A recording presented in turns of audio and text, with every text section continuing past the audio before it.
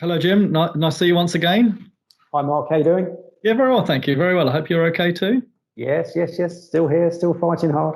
I'm pleased to hear that. Pleased to hear that. So, this is the third of our chats about the state of the retail market. And for those of you who don't know either of us, I'm Mark Steggles. I'm a partner in the dispute resolution team at Thompson Passmore.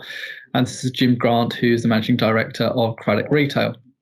And Jim and I have been speaking about the state of the retail market over the course of the last few months, and we thought it'd be useful to share our respective experiences from the landlord and tenant perspective with a wider audience.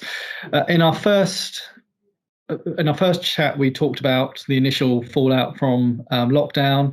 In our second chat, we looked at the state of the market where, as things stand today in October 2020. And in this latest chat, we're going to press Jim to give us three predictions as to how things might turn out in the next few months. And if he's right on all three, then we'll probably ask him to do the lottery numbers as well. So, Jim, over to you to give us prediction number one. I don't know about all three, Mark. I'll be pleased to be right on one. But just one, maybe. Yeah. Okay. I've had to think about this. I've had the crystal ball out, as you suggested, and my initial prediction is that I think the food sector will remain strong and will become increasingly prevalent around town centres. Okay. The discount food sector is well documented, is continuing to search for space. And I think they will be starting to embrace more in the way of online shopping, particularly click and collect. That of itself, yeah, when one interrogates that sort of notion, probably means that they need, by definition, more stores because it is still a physical store visit. So I think that's almost certainly going to happen. The well-established convenience retailing format, Tesco Express, Sainsbury Local, Co-op, I think that will continue to prosper. And there's no suggestion that those guys are going to do anything other than continue their acquisition work. And it's clear to see that the shopping public likes to use those kind of facilities. So I think that's going to continue. The other part of that food play, if you like, is the arrival again of some of the other well established supermarkets who are once again starting to look at some modest store expansion. So I think overall the prediction is food remains strong and probably starts to increase its presence with probably some increased opportunity coming their way. Okay, so that's food. What about the second prediction?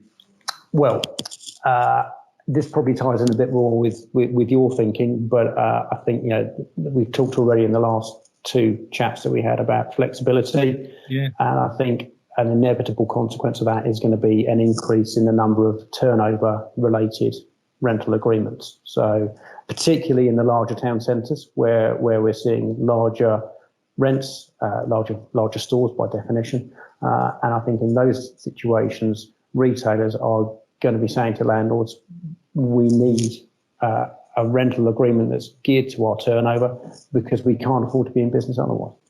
They've not been that traditionally that popular though, have they, turnover rents? But do you think that, and I think part of that has been a bit of suspicion on the part of landlords about how that's all being policed and accurately recorded, but with a move to more of a cashless society, perhaps some of those concerns might fall away?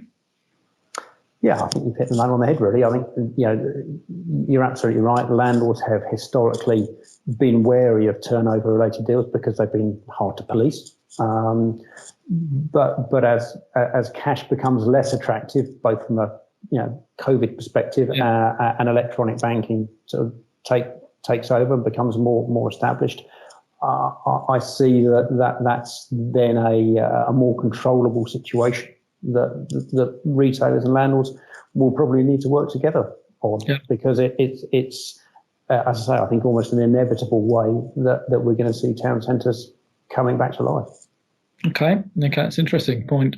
What about the third prediction then? I was going to go down the football route, but anyone that knows me will know I know nothing about football. So I think really referring back again to town centres, and that is where we see the sort of need for investment at the moment, and the need for change most. I think right in the heart of those town centres, it's going to be councils and the larger landowners collaborating with each other to make sure that those places are really spaces that people want to go and use, whether it be for retail, for leisure, for habitation. But I think that is a piece that really needs quite significant thought over the coming months and years. It's not going to be a quick process, but I think local authorities are really very well placed to repurpose these spaces. I suppose you've got to incentivise people to come back, haven't you? Yeah, absolutely, and of course, for all the reasons we've talked about to this point, the relative success of local independent retailing is fantastic, but almost at the expense of town centres. Yeah. So I think we need to find a balance there, but that's going to take intervention from local authorities for inward investment. Awesome. Thank you. Some really good points there, and I'd be interested if you can come back in the new year and we can compare and contrast as to where we are against those predictions. It will be a pleasure, Mark. Thank you. Thank you so much for your time. Nice to see you. Keep well, keep safe, and I'll see you soon. Thanks, Mark. All the best. Take care. See you Bye-bye. soon. Bye.